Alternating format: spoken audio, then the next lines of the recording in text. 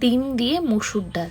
এ এমন এক রেসিপি যেটা তোমরা ভাত রুটি যাই দিয়ে খাও না কেন খেতে অসাধারণ লাগে। প্রথমে 1 কাপ মুসুর ডাল ভালো করে ধুয়ে ভিজিয়ে নিলাম। এদিকে 3টে ডিম বাটিতে ফেটিয়ে নেবো সামান্য একটুখানি নুন দিয়ে। তেলের মধ্যে ডিমগুলো ভালো করে ঝুড়ো মতো ভেজে তুলে নিতে হবে।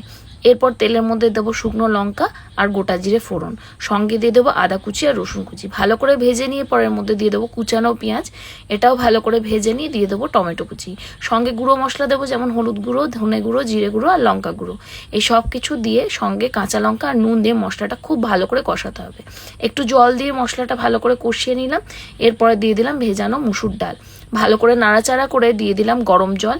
ফুটে উঠলে এর মধ্যে দিয়ে দেবো নুন, তার সঙ্গে দিয়ে দেবো ভেজে রাখা ডিম।